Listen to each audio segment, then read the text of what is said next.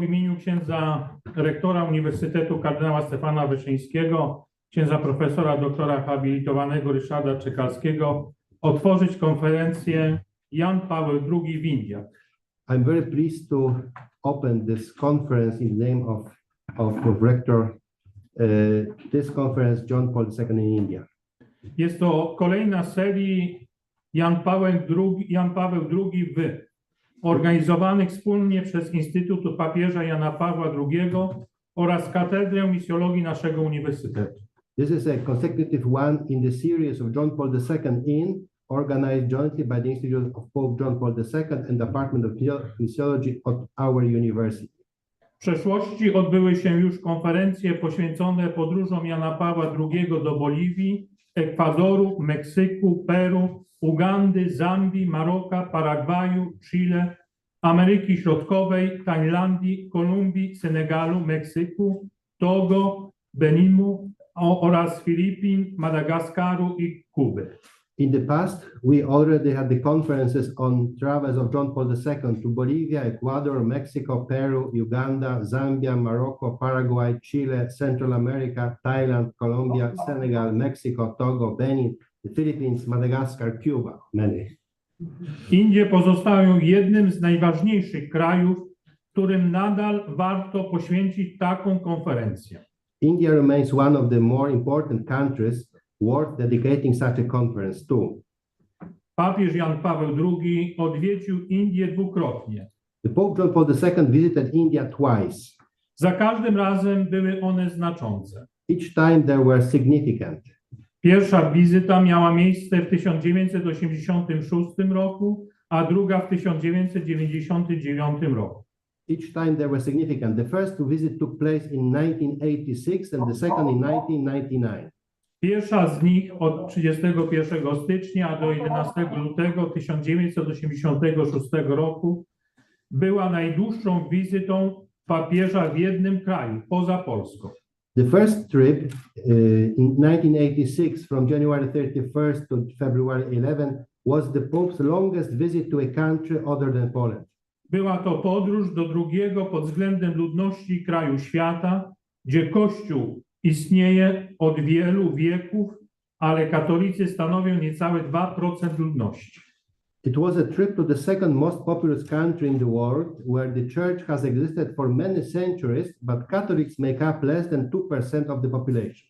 W Delhi Ojciec Święty odprawił 2 msze święte w ogromnej, krytej hali sportowej liczącej 25 000 ludności. In Delhi, the Holy Father celebrated 2 masses in a huge indoor sport hall of 25,000 people. Po opuszczeniu Delhi papież udał się do Ranchi, stolicy przemysłowego stanu Bihar. After leaving Delhi, the Pope traveled to Ranchi, the capital of the industrial state of Bihar. Tam odprawił mszę świętą na wolnym powietrzu. There he celebrated Mass in the open air. Podobnie było następnego dnia w Shillong. The same happened the next day in Shillong. Tam papież spotkał się z matką Teresą w domu prowadzonym przez misjonarki miłości. He also met their Mother Teresa at the house run by the Missionaries of Charity. Następnego dnia w Kalkucie podczas mszy świętej papież postanowił przełamać bariery bezpieczeństwa i nie zważając na przepisy szedł z podwyższenia ołtarza z kielichem w dłoni, aby oddzielić komunii zwyczajnym wiernym. The next day in Calcutta, during Mass, the Pope decided to break security barriers and, disregarding the rules, came down from the altar elevation with a chalice to give communion to the ordinary faithful. Kolejny etap to Chennai, stolica stanu Tamil Nadu. The next stop was Chennai, the state's capital of Tamil Nadu. Było to spotkanie z Indiami innych religii. It was an encounter with India of other religions. Spotkał się tam z hinduistami, muzułmanami, szichami, parsami, buddystami i Żydami. There he met with Hindus, Muslims, Sikh, Parsis, Buddhists and Jews. Później przyszła kolej na stolicę katolicyzmu indyjskiego Goa w stanie Kerala. Later it was the turn of the capital of Indian Catholicism, Goa, in the state of Kerala. Kotajam papież odprawił mszę świętą beatyfikacyjną w obrządku sylo-malabarskim. At Kottayam, the Pope celebrated a beatification mass in the Syro-Malabar Rite. 2 dni, które papież tam spędził, były wolne od pracy i nauki. The 2 days the Pope spent there were free from work and study. Ostatni etap Mumbai i Pune były znowu powrotem do Indii ogromnych kontrastów, luksusowych dzielnic obok wielkich slumsów. The final leg, Mumbai and Pune, was again a return to India's vast contrast, luxurious neighborhoods next to huge slums. Druga podróż do Indii miała miejsce w dniach od 5 do 9 listopada 1999 roku. The second trip to India took place from November 5th to 9, 1999. Jan Paweł II został powitany przez głowę państwa, następnie złożył wizytę w mauzoleum Gandiego. John Paul II was first welcomed by the head of state, and he then paid a visit to the mausoleum of Mahatma Gandhi. Zdjąwszy buty na znak szacunku, obszedł powoli grobowiec, trwał w milczeniu przez minutę, po czym obsypał grobowiec płatkami kwiatów. Taking off his shoes as a signal of respect, he walked slowly around the tomb, stood in silence for a minute, then showered the tomb with flower petals. Najważniejszym punktem programu pierwszego dnia pobytu w Indiach było podpisanie posynodalnej adhortacji apostolskiej Ecclesia in Asia. The highlight of his first day in India was the signing of the post-synodal apostolic exhortation Ecclesia in Asia. Uroczystość odbyła się w katedrze w New Delhi. The ceremony took place at New Delhi Cathedral. Około 70 000 osób wzięło udział we mszy świętej, którą Jan Paweł odprawił w niedzielę 7 listopada z kardynałami i biskupami z Azji na stadionie Nehru w New Delhi. About 70,000 people attended the mass that John Paul II celebrated on Sunday, November 7, with cardinals and bishops from Asia at Nehru Stadium in New Delhi. Uroczysta msza święta poświęcona Jezusowi, światłości świata, odprawiona była tego samego dnia, w którym Indie obchodzą święto światłości Diwali. The solemn mass dedicated to Jesus, the light of the world, was celebrated on the same day that India celebrates the Festival of Light, Diwali. Po południu papież spotkał się z liderami różnych religii. In the afternoon, the Pope met with leaders of various religions. Powiedział m.in., że nie można wypowiadać wojny w imieniu religii. He said, among others, that cannot be a war in the name of religion. Choć tego nie powiedział, wiadomo było, że w ostatnich 2 latach ekstremiści dopuścili się wobec chrześcijan ponad 150 aktów przemocy. Even though he didn't say so, they knew that there were some problems in this. Dziękuję bardzo pani ambasador Indii w Polsce za jej obecność na naszym uniwersytecie. Thank you very much to the Indian ambassador to Poland for her presence at our university and for contributing to this conference. Oraz za współudział w tej konferencji poprzez swoje wystąpienie oraz podarowanie nam pewnego smaku Indii. Pod koniec pierwszej sesji będą małe przekąski. And thank you for contribution in this conference through your speech and personal testimony and giving us a certain taste of India. There will be some refreshments at the end of the first session. Cieszę się bardzo, że naszej konferencji towarzyszy przed aulą Jana Pawła II wystawa poświęcona indyjskiemu Maharadży, który podczas II wojny światowej pomógł tysiącom polskich dzieci i kobiet. I'm very pleased that our conference is accompanied by an exhibition dedicated to the Indian Maharaja, who helped thousands of Polish children and women during World War II. This is in front of the John Paul II auditorium. Zapraszam do jej obejrzenia. I warmly invite you to take a look at it. Dziękuję również bardzo Instytutowi Papieża Jana Pawła II oraz naszej Katedrze Misjologii naszego Uniwersytetu, które od lat współorganizują konferencje poświęcone podróżom Jana Pawła do różnych krajów. I would also like to thank very much to the Pope John Paul II Institute and our University Department of Missiology, which has been co-organizing conferences on John Paul II travel to various countries. Niniejszą konferencję uważam za otwartą. I consider this conference to be open. Życzę wszystkim jej uczestnikom owocnych obrad, interesującej dyskusji. I wish you successful deliberations. Dziękuję bardzo za So maybe ask you, this the microphone is over here, so this is nice. Stop this. Stop.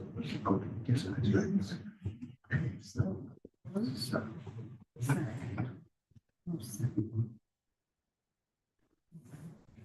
Missiology. I think it's the Department of Religious Dialogue. Well, this is something similar. You know, this is a bigger. So Missiology. In It's English, what- what is it in English? it's the same. Missiology. Missiology. Mhm. It's the same.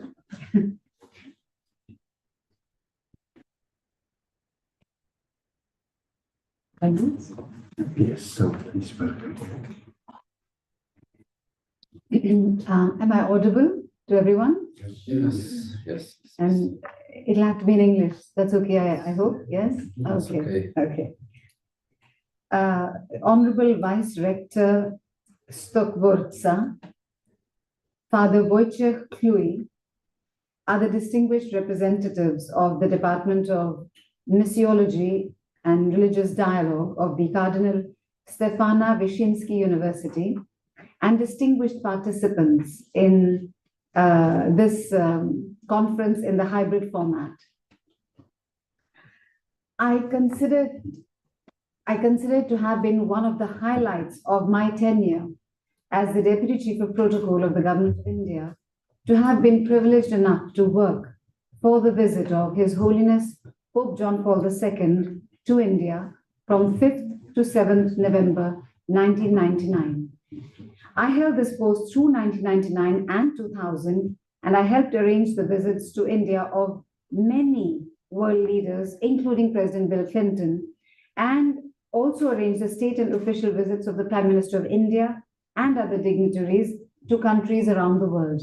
Nonetheless, His Holiness's visit to India and Prime Minister Vajpayee's visit to the Vatican to meet with His Holiness the next year in June 2000 were memorable standout events for me from this part of my life.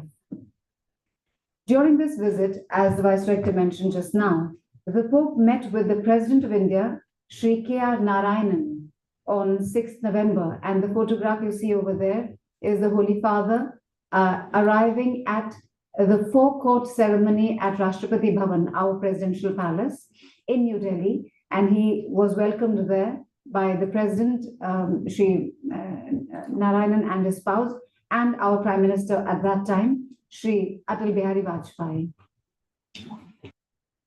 The Vice President of India, Sri Krishan Kant, and Prime Minister of India, Sri Atal Bihari Vajpayee, called on Pope John Paul II.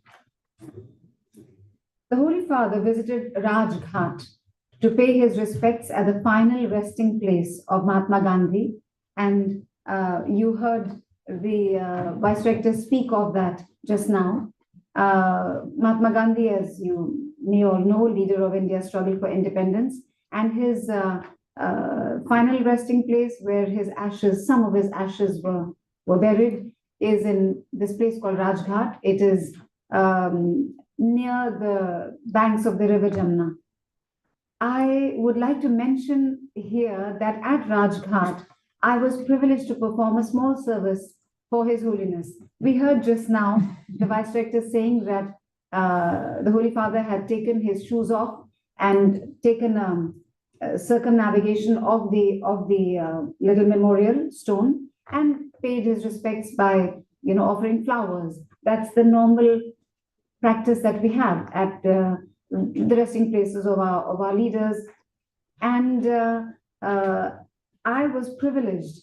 What had happened was the Holy Father's movements were somewhat slow by then because of Parkinson's disease, I think. And after paying his respects with the flowers, His Holiness found it a little difficult to wear his shoes again. I immediately bent down. This is a little bit away from this main place. This is in a covered arcade, which is where we leave our shoes and wear them again on our way out. I immediately bent down and put on his shoes for him, which somewhat surprised him and his entourage. And I feel that it was my great privilege to have been able to perform this service for him. Another special moment for me came a few months later in June 2000, when I accompanied Prime Minister Vajpayee during his audience with the Holy Father at the Vatican. And to my great joy, I was recognized by His Holiness. I called upon Cardinal Stanisław Dziwisz in Krakow a couple of months ago, and we recalled together. I recalled this little incident to him, and he remembered. Yeah, he was kind enough to remember the two incidents, and yes, it was a great. I still remember those little interactions as a great privilege for me. His Holiness also presided over the concluding celebrations of the Special Assembly of Bishops of Asia, and he signed and released a post-synodal apostolic exhortation at the Jawaharlal Nehru Stadium in New Delhi, and we heard the Vice Rector mention that too, after conducting an open-air mass at the stadium, the Jawaharlal Nehru Stadium, attended by around 70,000 people. I sat through this open-air mass, and I still remember that there were thousands upon thousands of people. Not all of them were Christian, most of them were, but many non-Christians were present too. Pope John Paul II was an extremely charismatic leader. I don't need to say this. Many of you must know this already. Many others have said it too. But I tell you that I felt this charisma for myself. I had dealt with many world leaders during the course of my work as Deputy Chief Protocol. And his charisma, his aura was like something tangible. It was like something solid. It filled the room when he was in it. It was something extraordinary. I can't fully describe it. Yes, it's anyone who came in contact with him felt it. It seemed to, there was something special, his aura, his piety, his spirituality, it seemed to beam forth from his face. It seems strange that I'm saying this, and you know, we career diplomats, we are not often given to saying these kind of things, but that is part of the reason that when you invited me to come, I came so readily, because it is something that people who have not met him cannot easily understand what it was like.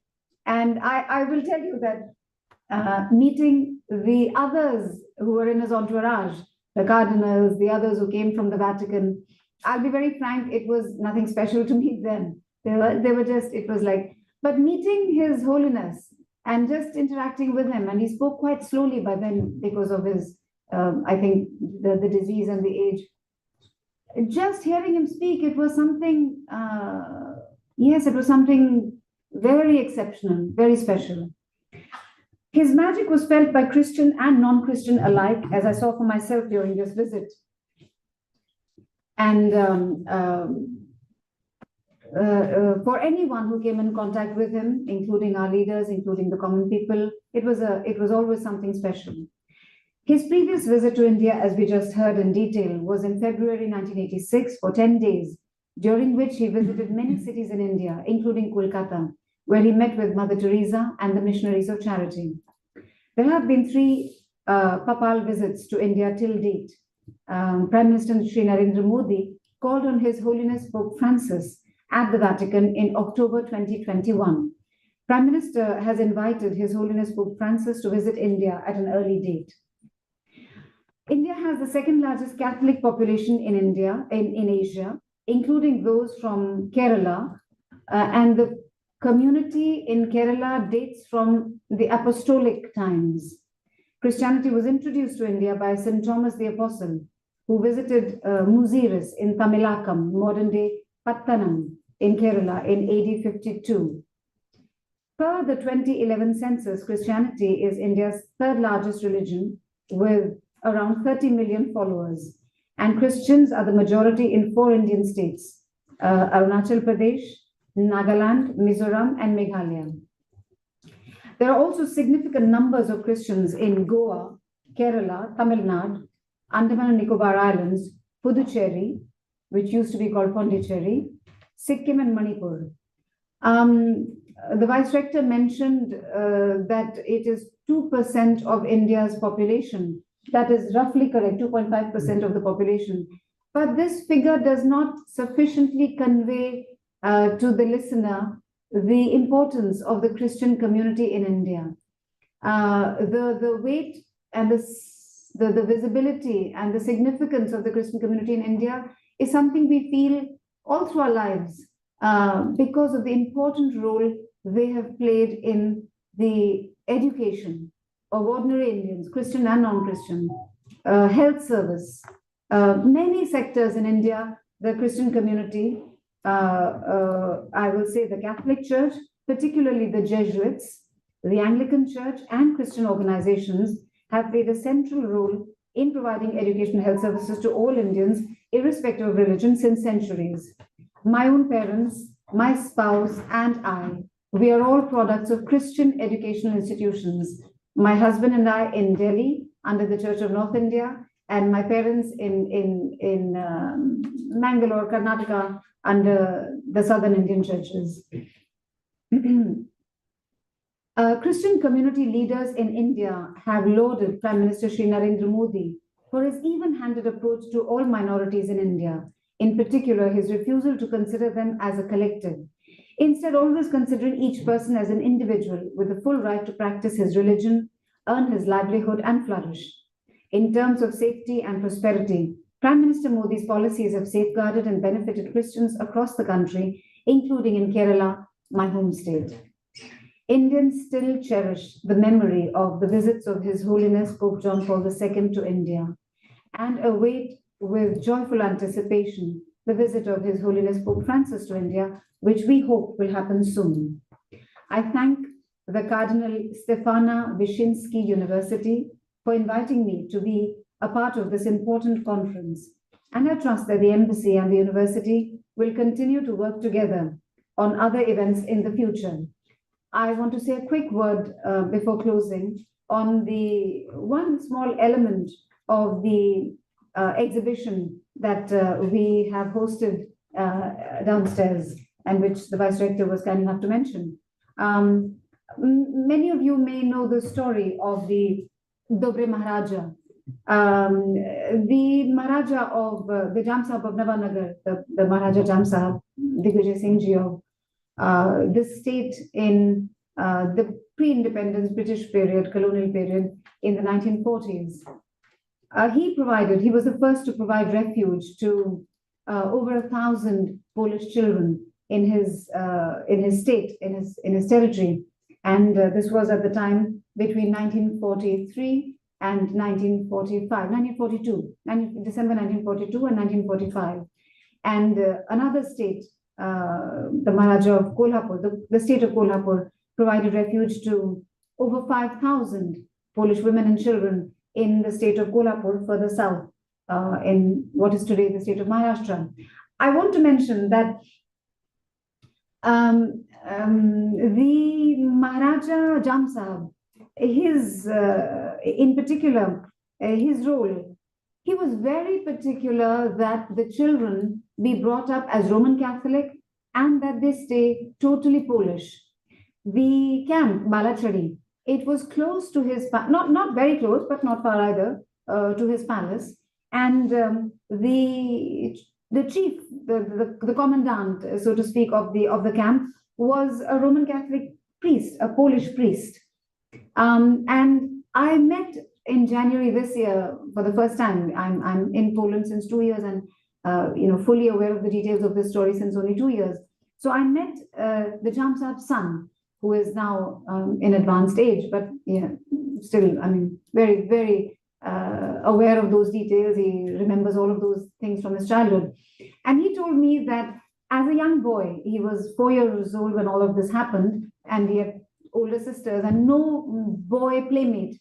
And he remembered and he recalled to me, he said, I would love to go and play with those little boys and girls. There were many of them.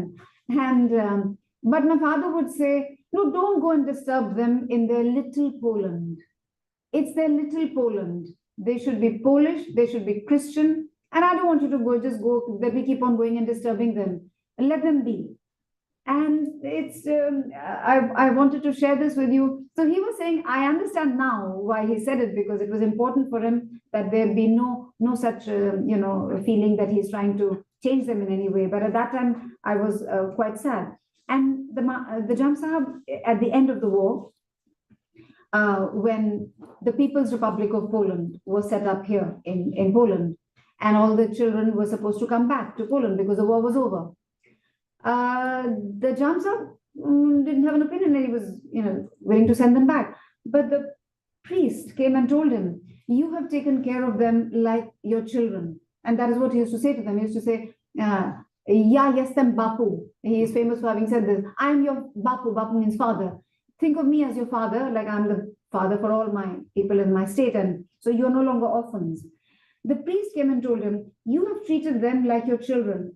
And you are now going to send them back to orphanages in a communist-run country. Is this what you want? And he said, no, but what can I do? I mean, they're supposed to go back. And then he just thought about it, and he, in the end, he did something which was not liked by the British colonial authorities at all, but he just went ahead and did it. He adopted formally over 200 Polish children who were minors, below the age of 15 or 16. And he just adopted them as children so that they would not have to go back immediately that the war was over. Then the priest found homes for those children over the next 6 to 8 months, regular homes, Polish homes in UK, Canada, Australia, because many Poles had gone and settled in these countries. And so all of those children, instead of returning to orphanages, found homes. So these are the things that, why we think it's special, why we think it's worth commemorating this chapter, because of the stress of those royal families to ensure that those little Polish children stayed Polish. So thank you very much for inviting me, and it's a great pleasure for me to see all these young faces here. I'm very happy to be here, and I wish all the participants in this seminar all success. Thank you very much.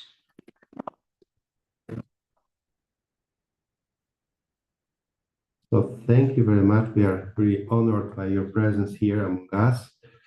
So thank you very much once again for coming. And if you agree, if we can keep what you said in the future, we would like to publish it if you agree later on, but we will contact with this. And so we now have 2 other speakers who are waiting with us online, but I know that some people are in a hurry. So can you just take some time for yes? Okay.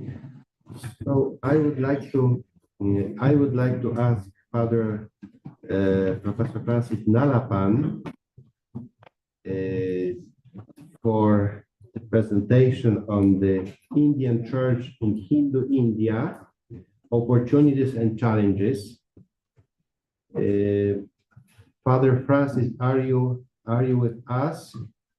I see you, but I'm not sure if we have already a good communication with you. Yes, am I audible? Yes, we hear you very well. And a small remark, yes. Lower a little bit your camera, because we just see the walls and just okay. Your head only. If you can just, that's great, yeah. Thank you very much.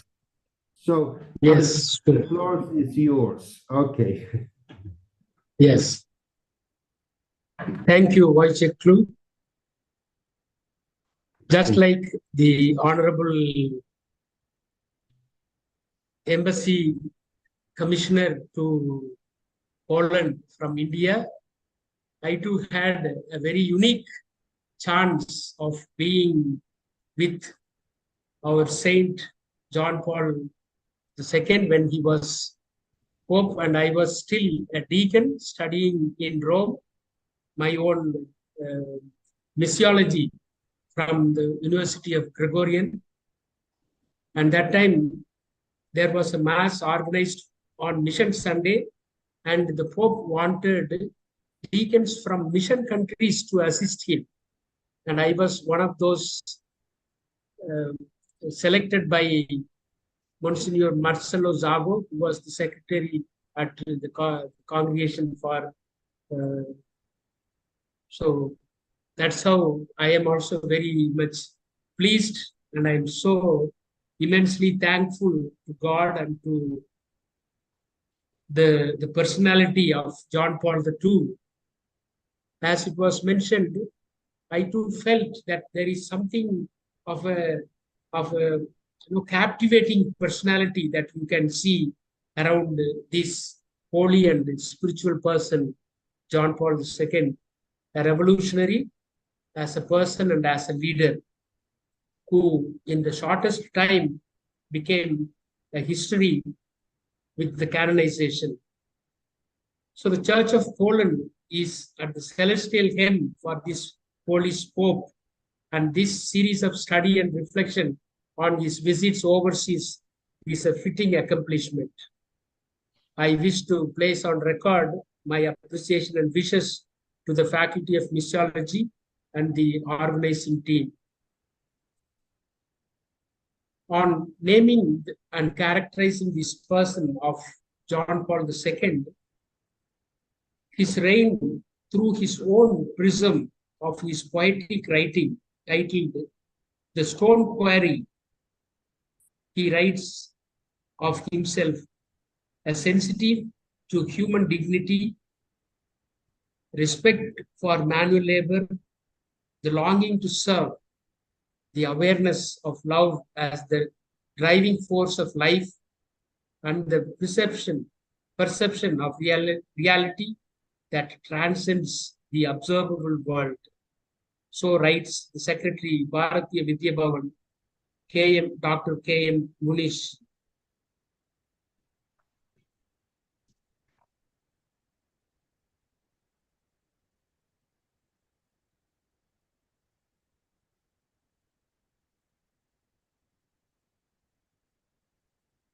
So my short presentation within these 20 minutes, I have divided into 3 parts. The first part is about India in 2 sections, and then about the church in 2 sections as well.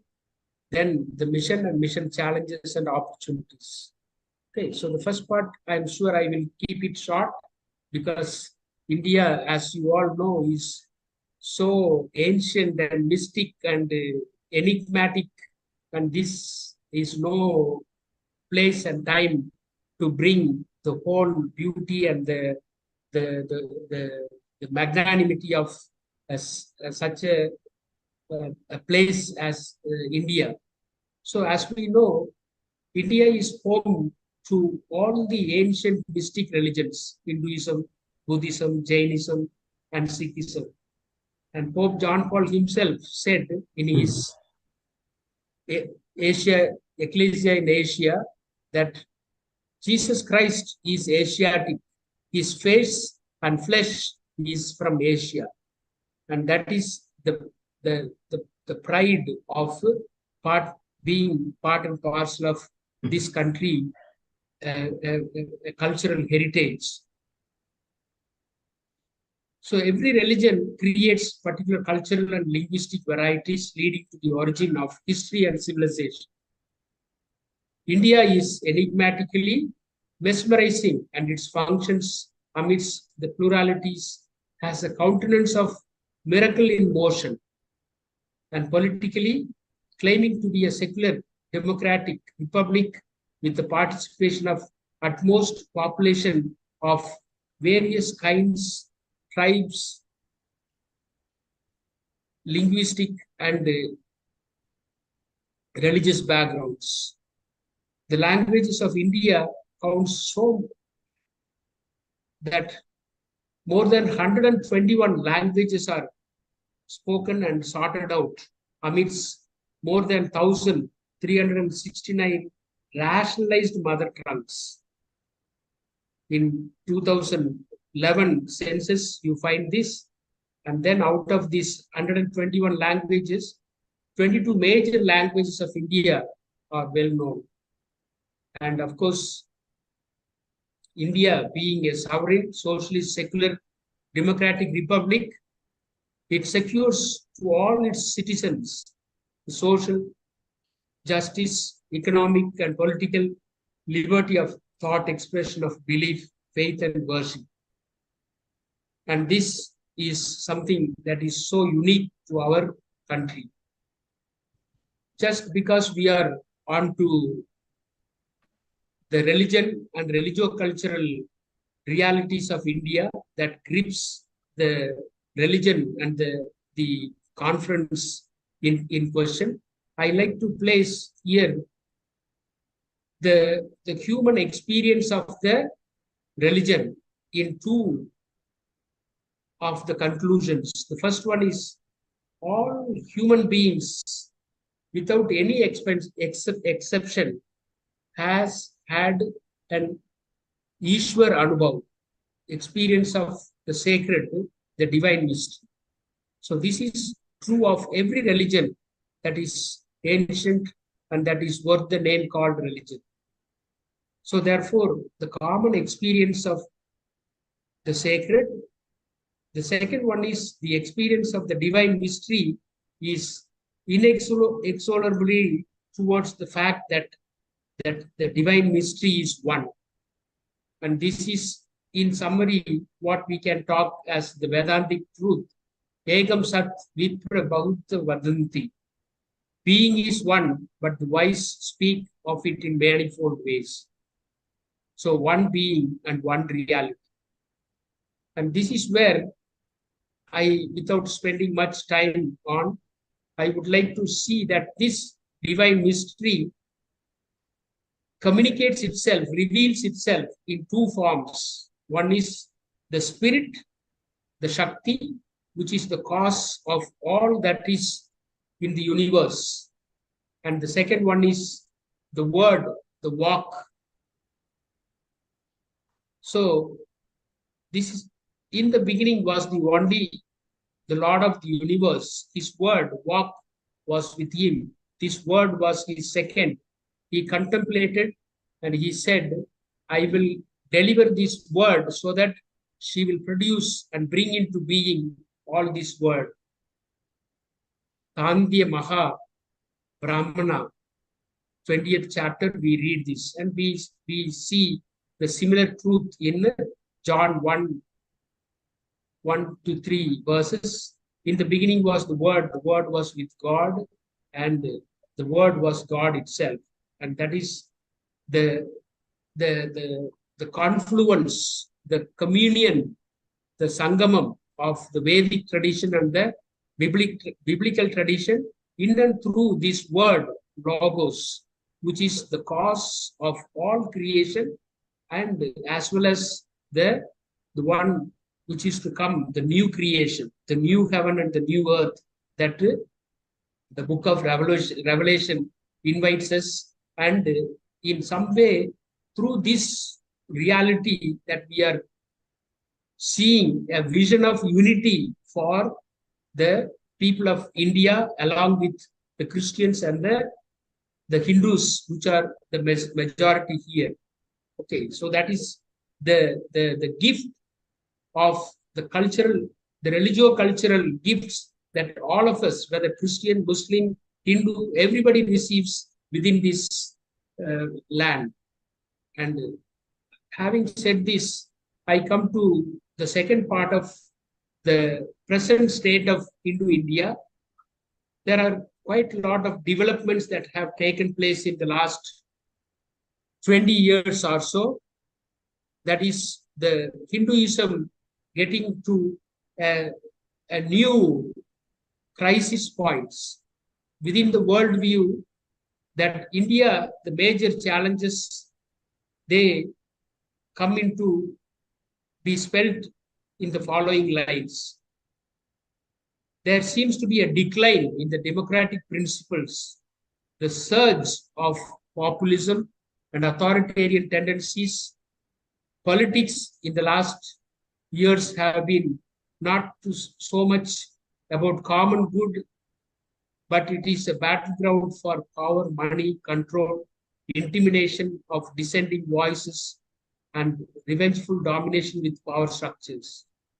And present-day economy is driven by market interests and profit motives, resulting in accumulating and control of wealth and monopolistic policies. Culture grossly conditioned by the digital world and networking, leading to depersonalization, diminishing human agency and freedom. Significant population is left out of this digital landscape. Human uniqueness, actions, choices, creativity, and spontaneity are reduced into predictable algorithms. So that is in some short form the present day India, Hindu India, I just like to kind of present. The second part that I go into is about the church.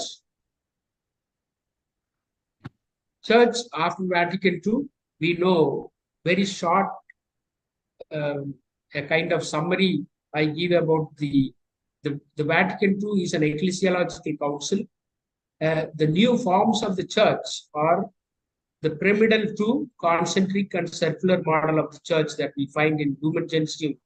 Second chapter is itself the people of God as the chapter, and then we have the from introvert church to an extrovert church, and from an exclusive extra ecclesia nulla salus, a dictum of the mission of the Esther years, giving way to inclusive and a kingdom-oriented church. And the last point about the church at the universal level is about the church in the discovery of the importance of the local churches. The church is, in fact, a relational reality, and it is a sign and sacrament and a servant of the kingdom of God. Of the many images that we have of the church, I would like to take the church in dialogue as the image that India needs, so that we could be of very much in touch. So the Indian church, second part of the second section of the second part is about the Indian church. As we all know, Indian church and Hinduism both traces an ancient past that very few countries could boast about. Indian church is an apostolic foundation. According to Eusebius, the church historian, Bishop Demetrius of Alexandria, sent Pananis, the head of the catechetical school in Alexandria, to India around 190 AD to preach Christ to the Brahmins. Having returned, he reported to have found Christians in Malabar who used the Gospel of St. Matthew for their liturgy. So this is reported by Prophet Samuel in his History of Christianity. So I am not going into the historical development of the Indian church. Here I like to present a kind of topography of what the Indian church is about. There are 7 images to picture the Indian church. The first one is the Syrian church on the Malabar coast. Second, the Latin and Protestant colonial conquest images. Third one is the Adivasi or the tribal or indigenous church image. Fourth, the Dalit church. The fifth one is the patriarchal institutional image of the church. Sixth, the servant and compassionate image. Seventh, the persecuted church image. These are the images through which I can kind of give you a visual image of the history of the church and its presence and its kind of topography as what the church is. And the mission of the church. The mission of the church is actually one of the dialogue. As all of us know, dialogue is the norm and necessary manner of every form of Christian mission. This is in the document Dialogue and Mission number 25. The Spirit of God is constantly at work in ways that pass human understanding and in places that to us are least expected. Pope John Paul II had been a champion of interreligious dialogue, and we know that the prayer of peace at Assisi was the groundbreaking movement for the church in terms of interreligious meet and in terms of interreligious dialogue. From then on, wherever he went, even when he went to Africa, he always met with people of other religions. Excuse me, could you go to finish? Yes. Because we have to just go on time. So if you could just slowly come to conclusion. Okay? Yes. Okay. So among the so many other things that what we could say is that dialogue with cultures and dialogue with the religions and dialogue with the poor and the ideologies are the four elements of dialogue that we are to bring. And what I would like to kind of say is about the whole challenge comes with the pluralistic element that make up the reality of what India is, and then the hegemony of the religious nationalism that brings in a kind of marginalization, oppression, and kind of various other things. So in a situation of this sort, what could be the response that we need to create a kind of religio-cultural identities that are inclusive, that are hospitable, that are fraternal. And this is one aspect that we need to bring inside, and that religious identity is not built around us and them in division or in contrast, contradiction, but in terms of our presence with them. The third element that I would like to see is that mission must be done in a civic society, and therefore the public theology or theology needs to become public, both in its deliberations and in its dealing. And every liberation as a mission is supposed to be a political activity. And therefore, there must be the participation of the laity who are to be given the rightful places, and that the laity and the religious freedom and human dignity are values that Pope John Paul had been very much fighting with. And also the image of the church, the last point that I like to finish with, the image of the church is that one of the communion of communities, that what we call the basic ecclesial communities, that brings the image of the church from various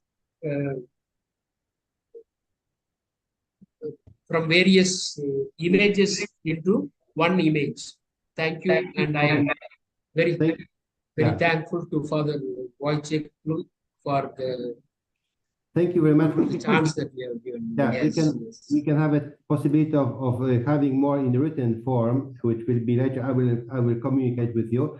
But before we go to the next one, there's a word of this ambassador wanted to say something. Okay? Yes. Yes. Please, thank you very much. And I want to please set the record right here. Many of the things that have just been said by Professor Dr. Francis Nalappan, I cannot agree with them. And I must explain to my audience here, and I hope to the others listening, that this is many of the things he said is honestly a mischaracterization of India. The speaker spoke of a decline of democratic norms, of intimidation, of many things. He described India as a Hindu India. I'm afraid I cannot agree with any of these things. India is and has been and continues to be a democratic, secular republic. This is enshrined in our constitution, and there are many institutional checks and balances, many institutional mechanisms by which India continues to ensure that it stays this way. Minorities have the full right to practice their religion and preach their religion. And the proof of this is the fact that Christianity is still the fastest growing religion in India. Christianity is still the fastest growing religion in India. It is growing steadily. It is gaining converts every day, especially in the south, especially in the provinces of Andhra Pradesh and Telangana. The state is equidistant from every religion, and I cannot at all agree with many of the characterizations that he has made. I want to, so Christianity is still growing. How can it be that it is finding converts if this is the situation that the father is talking about? And finally, I want to say that Christians, individual Christians, still form high profile and visible elements of our public life. High Court and Supreme Court judges, eminent judges, are Christians whose judgments are valued and heard. Christians are a high profile part of every profession in India, in the media, in the performing arts, in medicine, in education, in every part. So I really cannot agree with all of this. And the final proof of all, if I can say so, is my presence in Poland. I am a minority. I'm not a Hindu. I'm a member of a minority. I represent the President of India in this country, the highest honor that can be given to any Indian. I'm the representative of India, of the Indian state in this country. I'm a member of a minority, so I'm sorry. I cannot agree with a lot of, most respectfully, sir, Father Nalappan, I cannot agree with a lot of things that you have said, but I don't want to belabor the point. I thank Father Chloe for giving me this chance to respond and to present my point of view to all of you. And thank you very much. Thank you. It's always, you know better the reality than we in Poland. So thank you for, so perhaps in the, I hope we can have after a kind of a conclusion in the book form, so we can just take this into account together. And we still have one presentation in this session. I just wanted to say that the last one couldn't be with us online, so he just sent us recorded. So in this case, we can listen it after the break. So the Professor Gade, if you need, you can have even 20 minutes for your, even 25 for your presentation, but please do not exceed this, okay? So Professor Gadle, this anthropological perspectives on Hindu-Christian meeting. The floor is yours. Thank you very much. Thank you very much for extending the time, generosity. Actually, I was about to ask that possibility. Thank you so much. It is a divine co-orchestration that I get this wonderful extension of time. Yeah.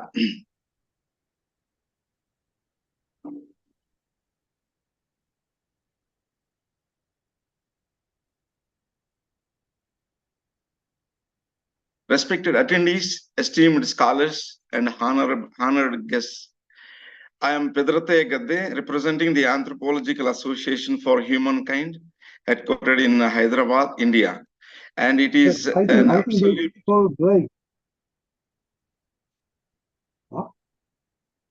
It is an absolute privilege for me to address this distinguished assembly virtually.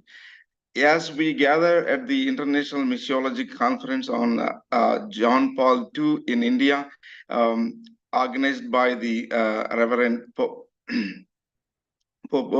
John Paul II's Institute of Missiology, in collaboration with the esteemed institutions, hosted at the Cardinal Stefan Wyszynski University in Warsaw, Poland. I extend my warmest greetings to each of you. I am deeply humbled to be part of this inaugural session dedicated to exploring the profound legacy of Pope John Paul II's influence in India. The lineup of distinguished speakers, including Her Excellency Mrs. Nagma Mohammad Malik, Professor Dr. Francis Nallappan, and Father Harry Emmanuel, promises a wealth of insights into the memories and impacts of the Reverend Pope visits to India. Their expertise in these profound topics will be undoubtedly enrich our understanding. I am sincerely grateful to Professor Dr. Wojciech Klus for granting me the opportunity to contribute to this esteemed gathering. My presentation for this occasion is titled Anthropology, the Foundation of a Hindu-Christian Meeting. A subject that holds immense significance in fostering dialogue and mutual understanding. May this conference serve as a platform for stimulating discussions and exchange of ideas. I eagerly, thank you for this invaluable opportunity to contribute to the discourse, and I look forward to the enriching discussions ahead. Basically, anthropology is the study of humans, by humans, and for humans. This definition is mine. So as a scholar from anthropology, as I understand the discipline, I come up with this definition. Anthropology is the study of humans, by humans, and for humans. Another quote from Ruth Benedict. The purpose of anthropology is to make the world safe for human differences. I repeat, the purpose of anthropology is to make the world safe for human differences. Anthropology is another quote from Alfred L. Kroeber. Anthropology is the most humanistic of sciences and the most scientific of the humanities. Anthropology is unique among academic disciplines in its attention to the entire human condition, and it's a holistic approach to the study of human life. Recently, I have developed a theory called Humans Meaning Orientation Theory. I repeat, Humans Meaning Orientation Theory. The fundamental premise of Humans Meaning Orientation Theory is that within the intricate fabric of human societies and cultures, individuals inherently possess distinct meaning orientations.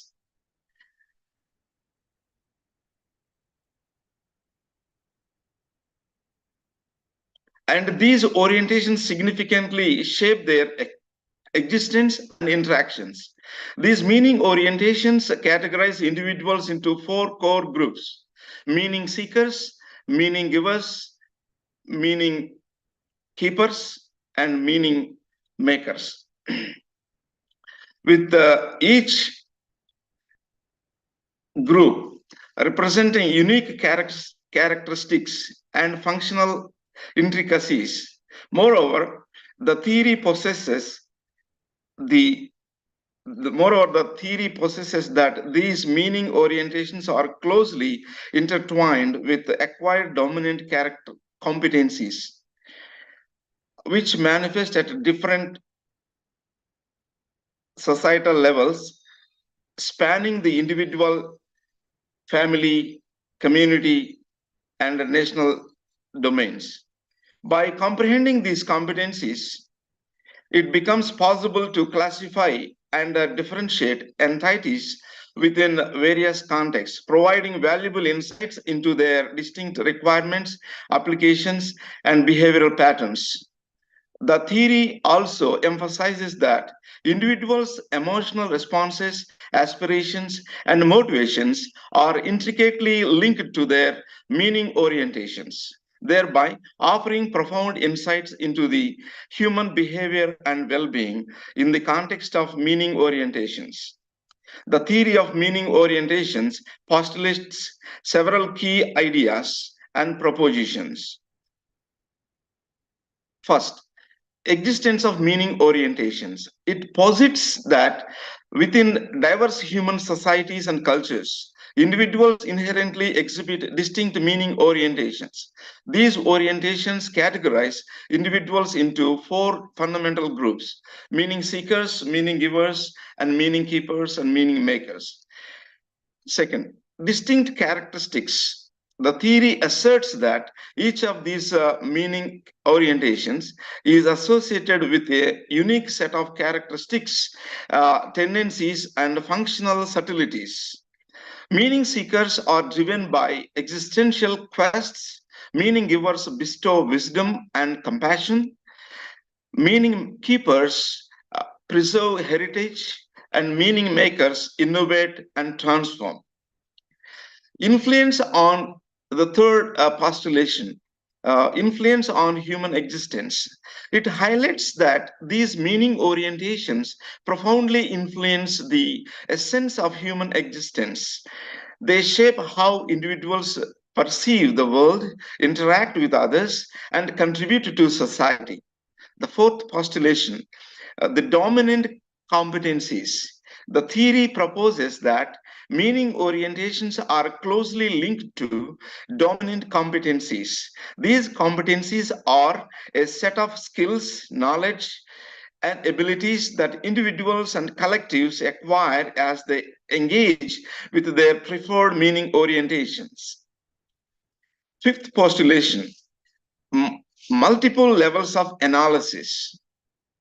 It suggests that meaning orientations and dominant competencies can be observed at multiple levels within society, including the individual, family, ethnic group, and national levels. This multi-level approach provides a comprehensive understanding of how meaning orientations function within different contexts. Sixth postulation, classification and differentiation. The theory contends that the understanding these competencies, the theory proposes that understanding these competencies enables the classification and differentiation of entities within diverse contexts.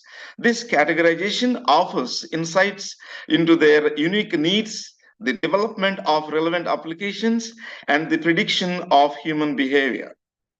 The seventh postulation, emotional responses and motivations. The theory recognizes that individuals' emotional responses, aspirations, and motivations are closely intertwined with their meaning orientations. Different meaning orientations lead to the distinct emotional experiences, life goals, and driving forces. The eighth postulation, implications for human behavior and well-being. This theory underscores the profound implications of meaning orientations for understanding human behavior and well-being. It suggests that by considering individuals' meaning orientations, psychologists, educators, counselors can better help them navigate their personal and societal landscapes. These postulations collectively form the foundation of the theory of humans meaning orientations. offering insights into how meaning orientations influence human existence at various societal levels. In essence, the human pursuit of meaning transcends cultural boundaries and challenges. It stands as a testament to the resilience of the human spirit, illuminating that even in the face of adversity, individuals, families, communities, and nations can unite in their shared quest to discover meaning, find purpose, and navigate the intricate tapestry of life. This theory provides, based on this theoretical framework, I now come to the Christian and Hindu, or Hindu-Christian meeting for a respectful, responsible, and productive meeting. How Hindus with a pantheistic worldview, or means they have multiple gods and goddesses they worship. So and also with that religious worldview, and when they come in contact with Christians, who has a monotheistic worldview. So how this theory can help and provide a framework to facilitate a peaceful social coexistence in the pluralistic society like India,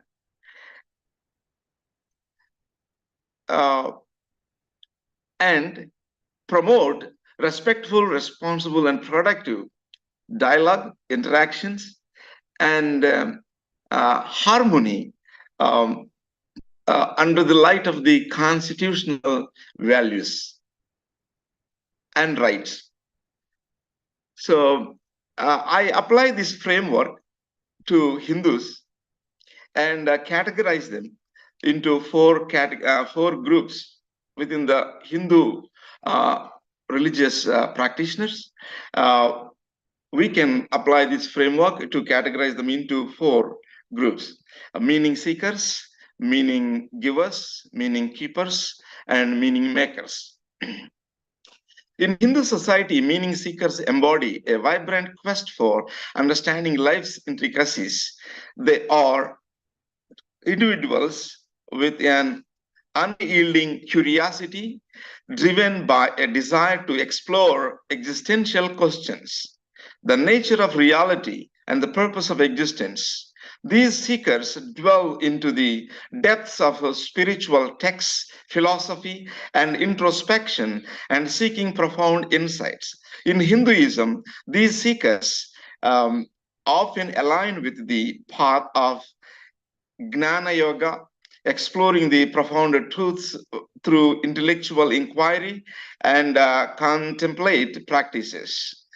Within Hindu communities, meaning seekers nurture open-mindedness, embracing diverse perspectives and spiritual teachings. I repeat, within Hindu communities, meaning seekers nurture open-mindedness, embracing diverse perspectives and spiritual teachings. They view life as a journey of personal growth and self-discovery, recognizing challenges as opportunities for learning. These seekers often resonate deeply with the interconnectedness of all life, fostering empathy and awareness of others' experiences within the cosmic context. The pursuit of meaning is a lifelong journey for these seekers, evolving and deepening as they accumulate experiences and wisdom over time. I repeat, the pursuit of meaning is a lifelong journey for these seekers, evolving and deepening as they accumulate experiences and wisdom over time.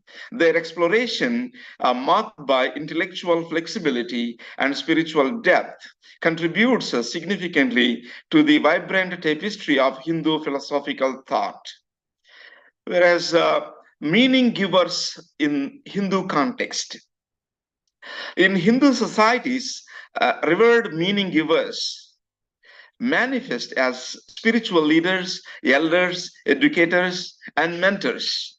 These figures hold respected positions and provide guidance rooted in established cultural norms, traditions, and religious teachings. They serve as authorities and transmitters of wisdom, drawing from ancient texts and cultural heritage to offer meanings and values to their communities.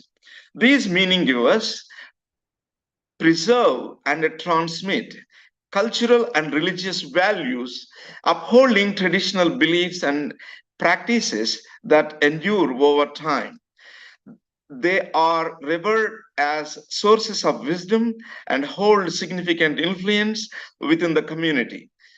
While emphasizing community and authenticity, they often impart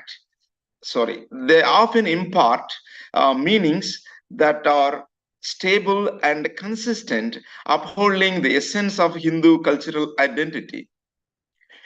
The interplay between meaning seekers and meaning givers within Hindu communities contributes to the richness and diversity of meanings, fostering a profound understanding of spiritual and cultural heritage.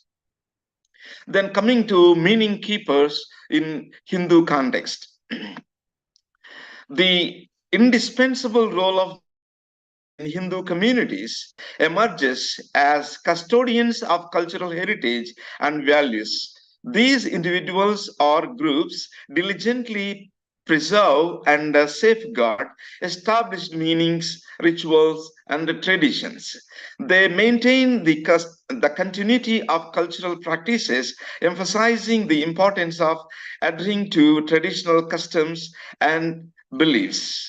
Meaning keepers in Hinduism focus on protecting the integrity of cultural artifacts, sacred texts, and rituals, ensuring the authenticity of inherited traditions.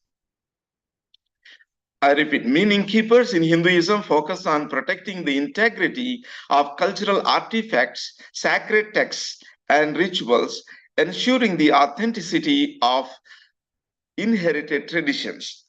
Their conservative approach aims to maintain stability and continuity, resistant to abrupt alterations or interpretations that deviate from established norms. Their role is vital in upholding the historical and cultural heritage integral to Hindu society. Then finally, coming to meaning makers in Hindu context. In Hindu communities, meaning makers contribute to the creation and interpretation of meanings, weaving personal experiences and beliefs into narratives that infuse existence with purpose. These individuals or groups construct meanings based on their interpretations, responses to life events, or personal insights. Meaning makers in Hinduism tend to be creative and innovative, introducing interpretations that challenge existing norms or beliefs. I repeat, meaning makers in Hinduism tend to be creative and innovative, introducing interpretations that challenge existing norms or beliefs. They are flexible and adaptable, allowing for subjective interpretations that respond to changing circumstances or personal growth. Their narratives contribute to the diversity of meanings within Hindu society, enriching the cultural tapestry with fresh perspectives and interpretations. The interplay and overlap of these distinct roles within Hindu communities maintain the continuity of traditions while fostering intellectual inquiry, spiritual growth, and a rich diversity of interpretations, contributing to the vibrant cultural mosaic of Hinduism. So then, this same framework, this humans meaning orientation theory, categorize humans into four groups: meaning seekers, meaning givers, meaning keepers, and meaning makers. So this framework we will apply to Christian context. Meaning seekers in Christian context. In Christian communities, meaning seekers are individuals driven by an We just have 4 minutes, so just please come to the conclusion. Oh, okay. Yeah. So, yes, the same framework we apply to categorize the Christians into four groups. These 4 minutes I want to spend on the implications and applications of this framework, how these missiologists can use this framework to have a meaningful meeting with other religious people with other religious backgrounds. For example, Christians meeting with Hindus. Christians wants to present the gospel to Hindus.